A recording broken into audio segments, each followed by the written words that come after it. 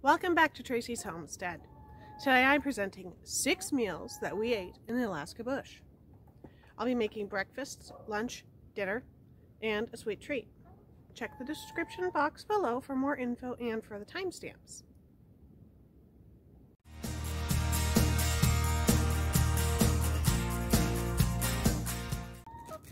Now, what's meant by off-grid? Off-grid, that means away from public utilities and resources. We lived hours and hours away from electricity, grocery stores, indoor plumbing, hospitals, schools, and gas stations. So we'd stock up every 3 to 5 months usually and live off of whatever we had. So in an area that regularly got to 40 below during the winter, that meant that we would have to be really creative and careful with what we had. Let's jump in with the meals that we ate all the time. The first one is pancakes. You may think that these would be just for breakfast, but really we ate them any time of the day, regardless of the season, and regardless of what time of day it was, and regardless of who was with us. It was a simple thing to mix up some pancakes, and you could serve 1 or 5 pretty easily. And we really needed all those complex carbohydrates to give us some lasting energy so that we could make it on our 10-mile bike rides that we took almost every day. And not to mention getting water from the creek, hauling firewood, or even just going visiting. Pancakes were a common breakfast for us and the first thing that we learned to cook out there. Usually we would use Bisquick mix, but here I'm going to be using it all from scratch. We always used shelf-stable items as much as we could, and chocolate chips were an extra special treat. Now, you guys probably know how to make pancakes, so I won't go into too much detail with that, but I will mention a few things.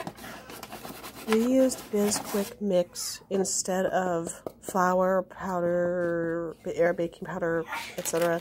because it was individually wrapped, rodent-proof to a slightly higher degree, and was easier and caused us to make fewer dishes. So that's why we used Bisquick mix instead of all the separate ingredients. We also didn't have an oven, so there was no point in having flour to do baking. Now, our eggs that we had, we kept in a cool spot, but we did not have a refrigerator, so we just kept them a little bit cooler than normal.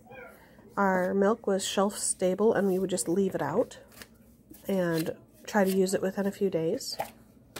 And chocolate chips were definitely a treat. I'm not making my pancakes with chocolate chips this time because it was a treat, not a normal thing that we would eat.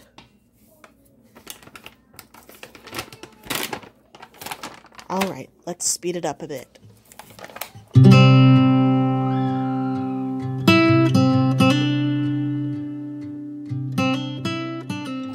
If our wood stove was hot enough, we used that. We would use cast iron pans because they were the easiest to clean, and vegetable oil instead of butter or any other fats because it was shelf stable.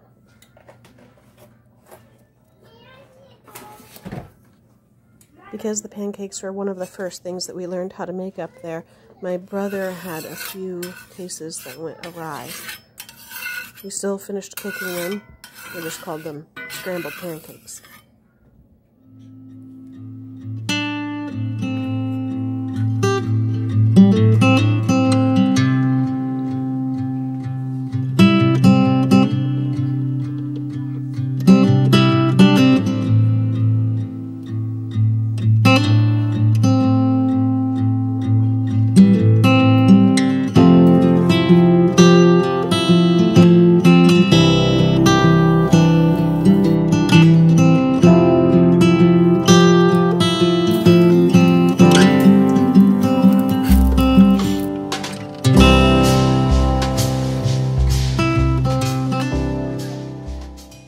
Pancakes were often served with canned peaches or with syrup. Another breakfast that we would eat, especially in the winter when we had more time to cook and fewer places to go, was hash. We usually used a potato or two, an onion, and a can of Spam. We'd top it with hot sauce or ketchup, and if you were feeling a little extra hungry, you could fry an egg or two that we kept underneath the house in a cold area. So let me show you how we made it. This is how we made Spam hash, a breakfast that took a little longer than others. Potatoes, onions, and Spam. Let's clean up these potatoes and wash them and get everything diced up.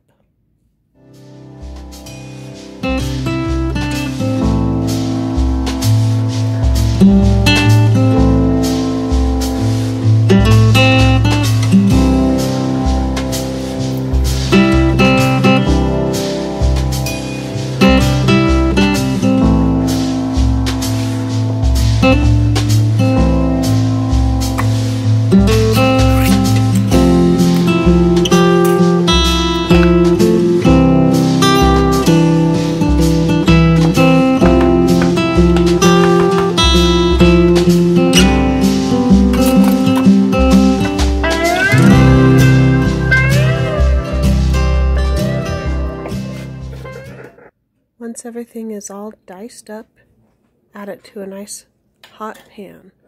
Even though the Spam does have quite a bit of fat in it, you'll still need to put a little bit of oil down. I'm using some lard that I rendered.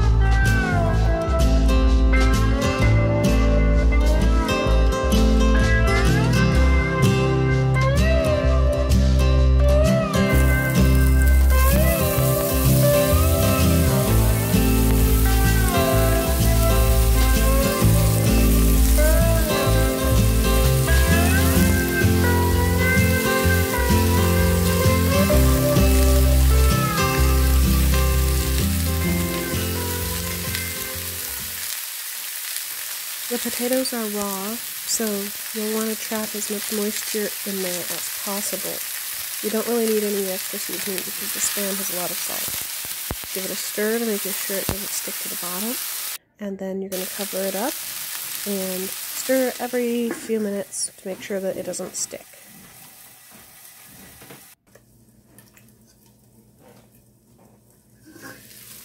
Through the magic of time lapse, our hash is done. Let's make a few eggs for the people who want them. No.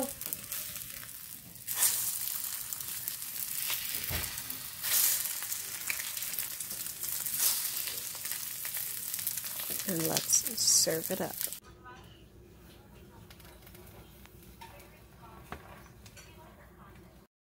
This meal is high in calories, fat, carbs, protein, and iron, because you need all of that when you're living in the bush. Do you like your breakfast? Is it nice? Yeah?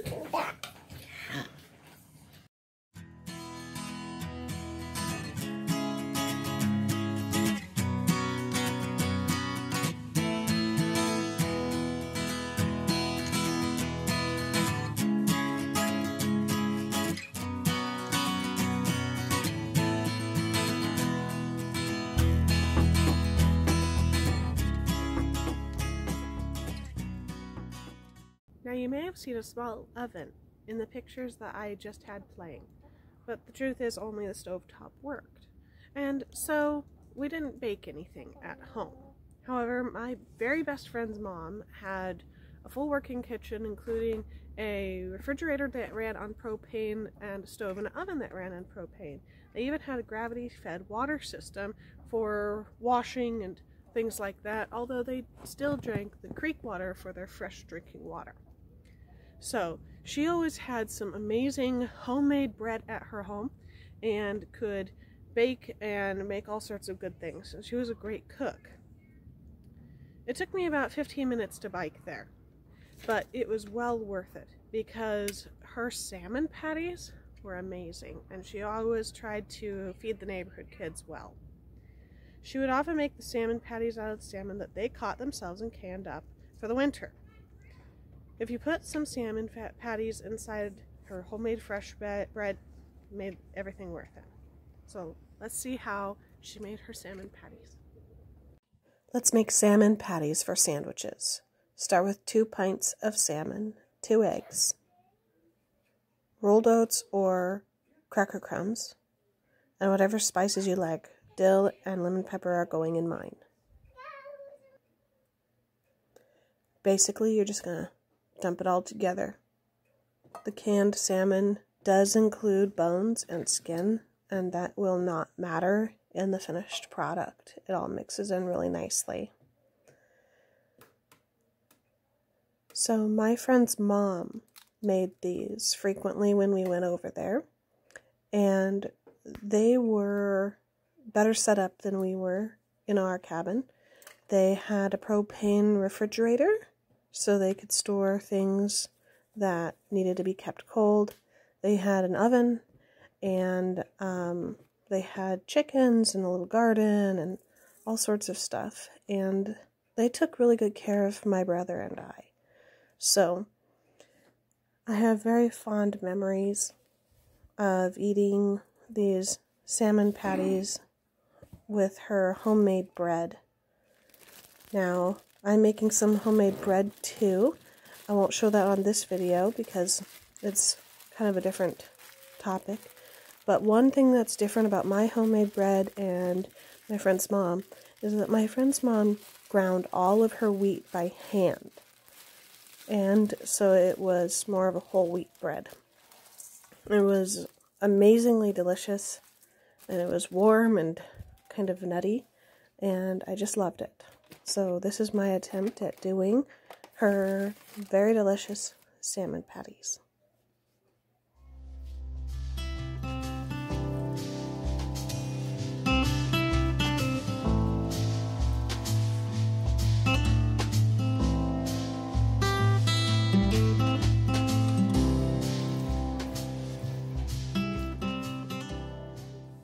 In a frying pan, heat up some oil, enough to kind of deep fry it. Section off a portion of the salmon patty and form it into a nice patty in your hand, and then just set it in the pan to fry.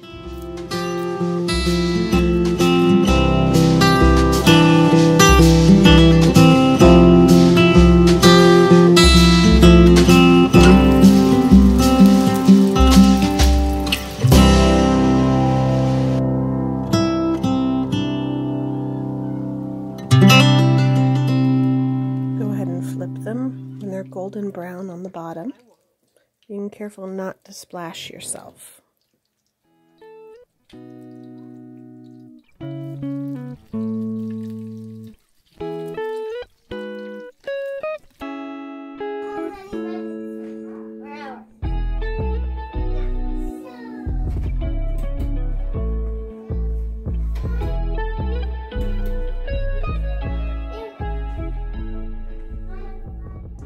Take a couple slices of the homemade bread, still hot from the oven. And usually we had either mayonnaise or Miracle Whip on, as well as some sweet pickles or occasionally dill pickles. You can really eat them any way you'd like to. But we really liked the mayonnaise combined with the sweetness of the bread and butter pickles with the nice warm toastiness of the salmon patties.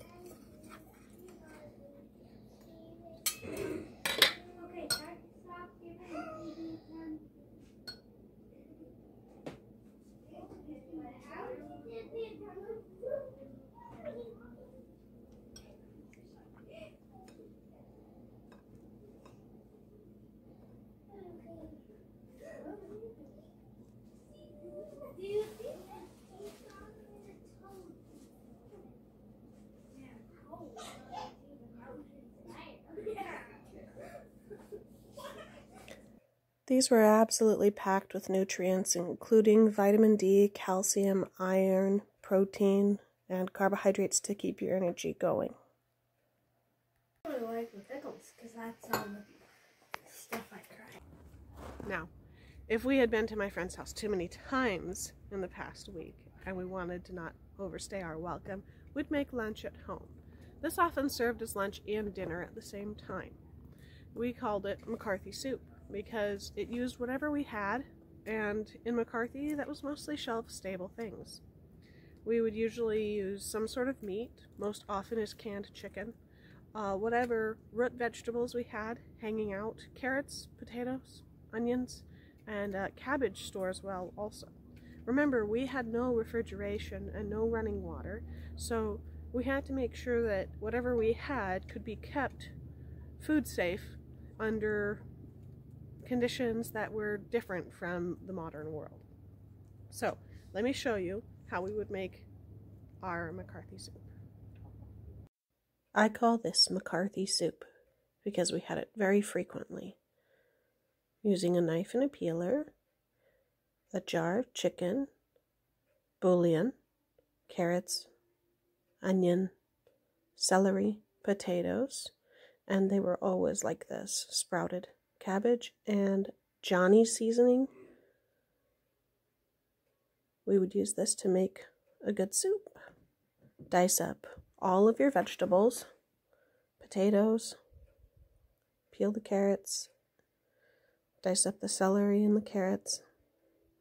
The smaller pieces the better because it made the soup seem to go a little further. We used a lot of vegetable oil because it was shelf stable. Saute the veggies and then add the bouillon, spices, and chicken, and then add water until your pot is as full as it can get. Cook it until it's a nice soup. Add some salt if you need to. And we're going to dish it up.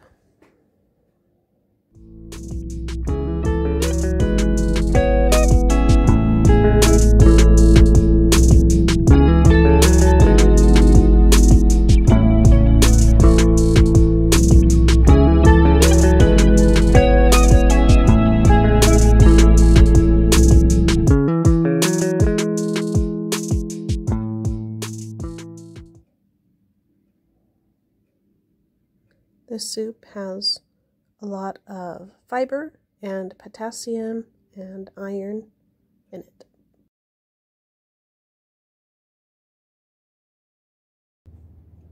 One time as I was getting ready to ride back home from town, which wasn't really a town, we had about 30 people in the winter. One day when I was getting ready to ride my bike back home from town, there were some tourists who had been hunting and they had gotten a mountain goat, but their cooler in the back of their truck wouldn't hold all of the meat that they had. And so they were just handing out a piece here and a piece there to whomever went by the footbridge. So we got a piece or two of goat meat, and there was still bits of hair on it and stuff. It had just been field dressed. And occasionally my brother would go hunting and get ptarmigan. We call them stupid chickens, but we don't call them that down here because nobody knows what we're talking about. Ptarmigan is kind of like grouse, if you've had that. Another name for them is spruce hen. Lots of names. They're like a tiny chicken, and they are dumb as a bucket of rocks. Occasionally, through the blessings of a neighbor or a friend, we would get a chunk of moose or bear. And I can't get most of those things now that I live in Iowa, but I can get a beef roast, and so I will be showing you how we would make a stovetop roast, usually with moose or bear or whatever we could get. And I'll be showing you that, but with beef, because, you know, modern society. So this was something that didn't happen very often. This was more of a special treat, but it was very filling and comfort food, and it tasted amazing. So let me show you how to do that. Occasionally we would be blessed with a piece of moose meat. I'm using beef instead because I live in Iowa now. We would use carrots, potatoes, and onions to go with our moose roast. Johnny's seasoning, Worcestershire sauce, whatever bacon grease we had left to add fat to the moose, and some long grain rice We actually liked jasmine rice a lot.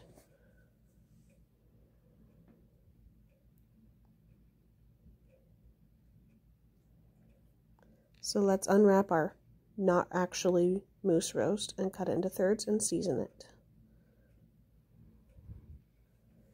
Heat up the pot on the stove.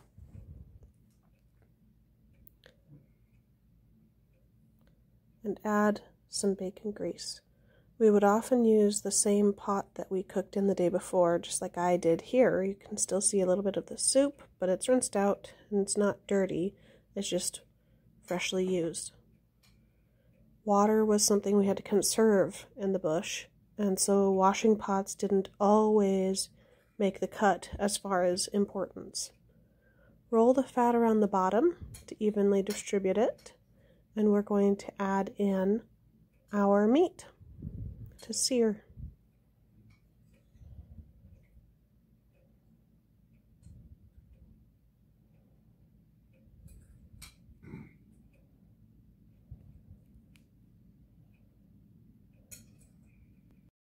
While that's searing, we're going to start cutting up our vegetables. Remember, I told you dishwashing needed to be prioritized, so if we knew that the veggies were going to be cooked, we didn't worry about washing the cutting board. You may be wondering what we did with all our scraps. We didn't have trash cans or compost because of bears, so with carrot peels and things like that, what we would do is get a paper plate that had been used previously, and we would put all of our things on there and leave them to dry enough that we could toss them into the wood stove when it was burning hot enough. So that's why we kept paper plates on hand too.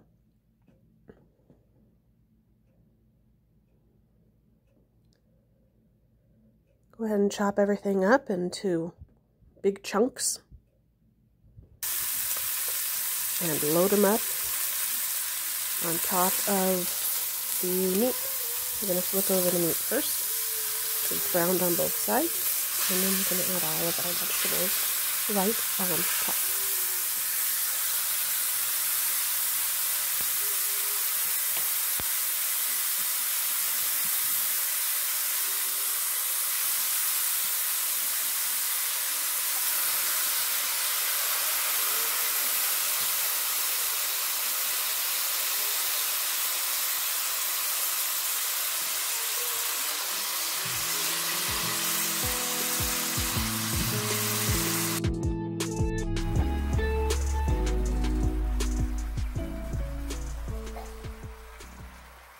Now we would use that cast iron trivet to raise up the food off the heat a little bit and close the lid and leave it to cook.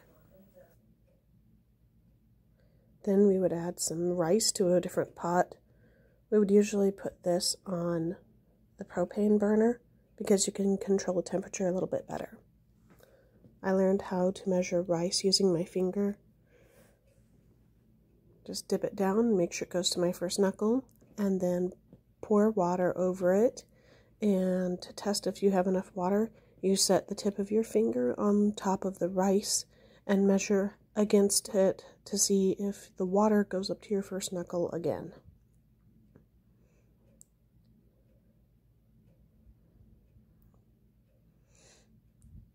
Close it, turn it on high until it starts to boil, and then drop it down low.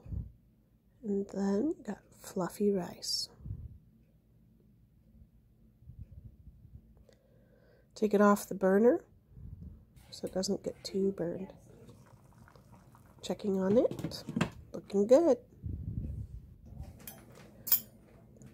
The beauty of time lapse. It's all done. Let's start pulling things out. Everything is nice and tender and well seasoned.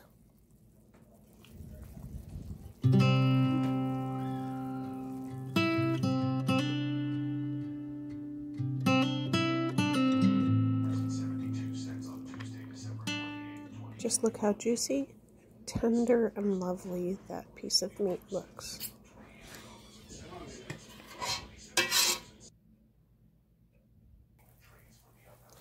We'll go ahead and use the juices to make a gravy. You put it back down directly onto the wood stove off the trivet so that it would get hotter faster, and make a slurry with cornstarch and clear water. Mix it in, and it turns into a nice brown gravy full of flavor and really nice to add on top of the plain veggies and meat and rice.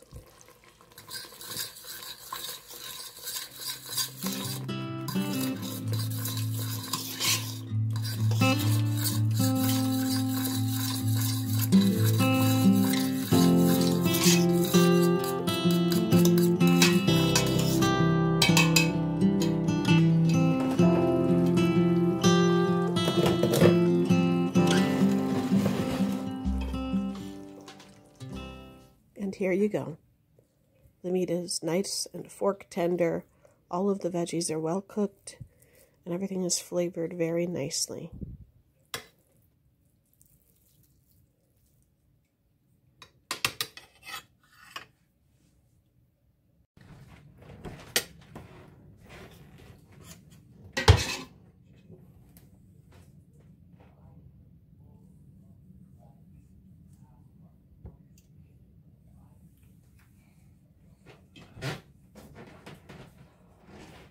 This meal was more balanced than most of our meals, with protein, iron, fiber, and carbs.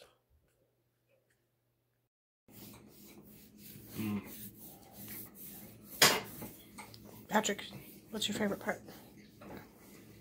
My eyes. I haven't tasted it. Oh, well, taste some of the other stuff. Dominic, what do you I'm like? not going to tell I'm done with I like the meat, eyes. the rice, and the gravy. That's all I have on my plate right now.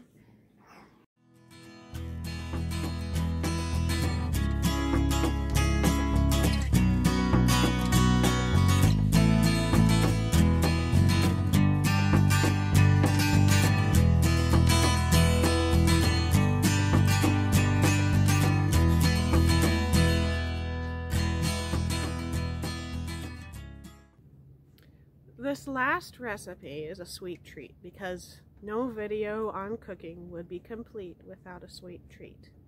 Back to my friend's house. Now, like I said, no oven at our place.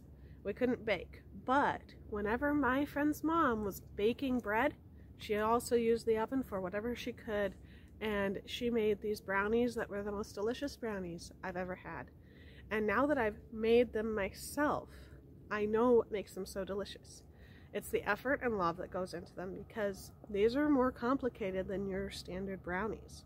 They're called Phelan's brownies or Fallon's brownies. I actually never heard her pronounce it, so hopefully I got that one right.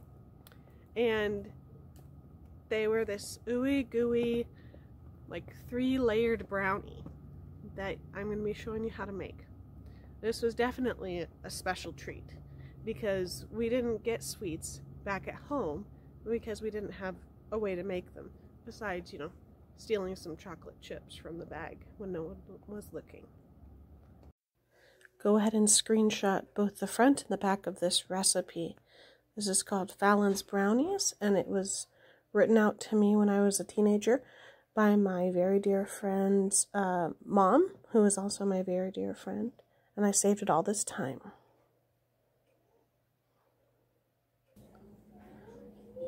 Here are your ingredients, minus the milk that's still in the refrigerator.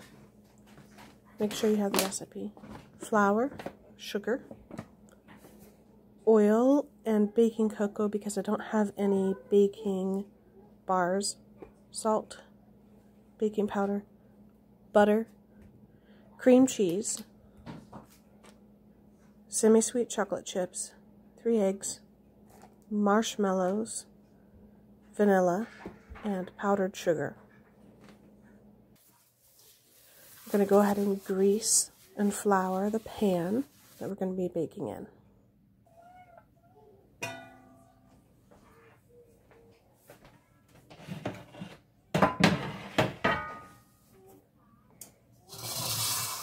And now let's start mixing our base ingredients. This is the baking chocolate and oil and butter. And then we'll mix in all of the rest of the base ingredients.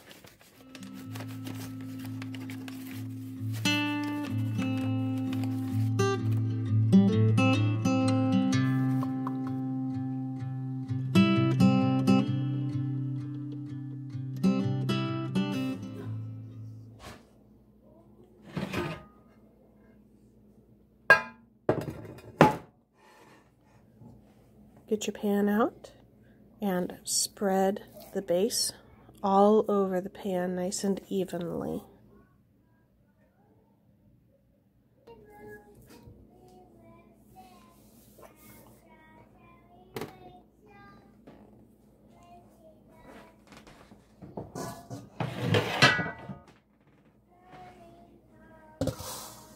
Now let's make the filling using butter and cream cheese that have been softened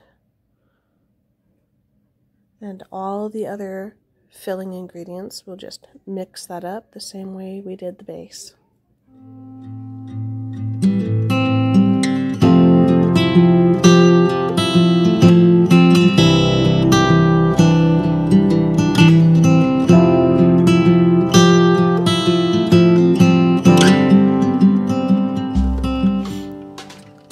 Just like the base, we'll take the filling and spread it out as evenly as we can on top of the brownie mix.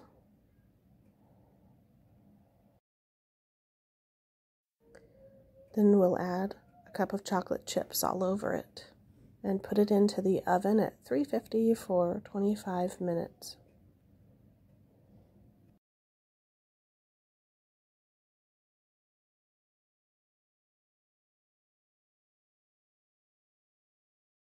While it's baking, we'll go ahead and mix up our frosting.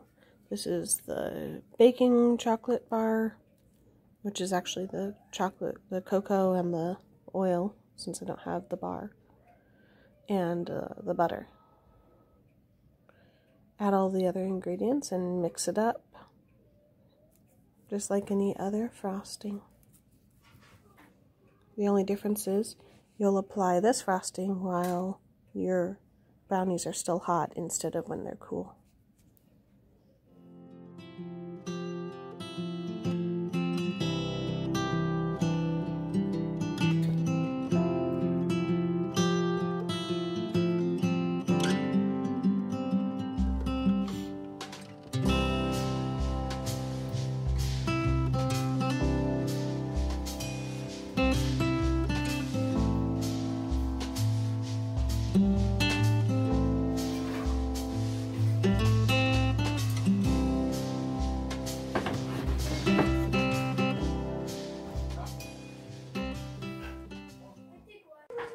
While the brownies are still hot from the oven, top with 2 cups of marshmallows, and then you'll put it back in the oven to melt the marshmallows for about 2 minutes.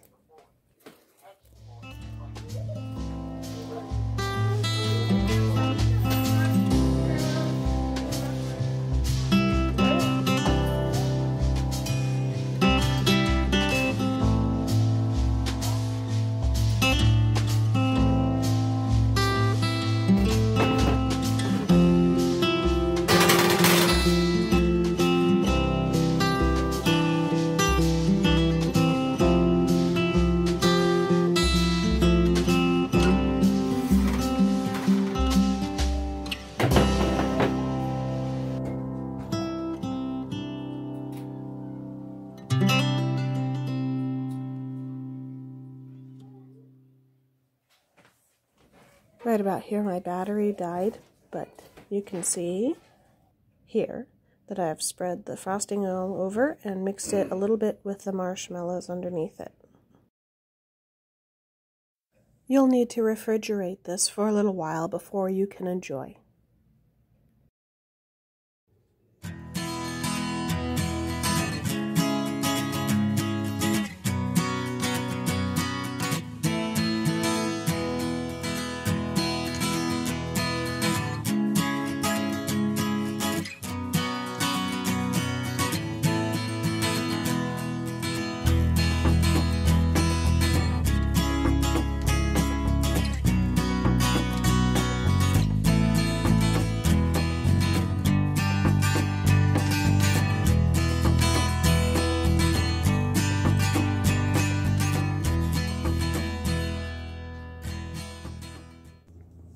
Thank you for watching today, and please remember to subscribe. It really does help with my channel getting built up. I don't even have 100 followers yet. I'd like to break that. So, I hope that this has been an interesting experience for you to see how we ate out in the bush of Alaska. I am open to any questions you guys have about how we lived out there. It's really interesting and quite different from the norm. And yeah, it was a lot of fun to show you guys what we ate out there. What was your favorite recipe? Let me know in the comments, and make sure you put a like, and we'll see you later. May God bless you and keep you warm and well fed.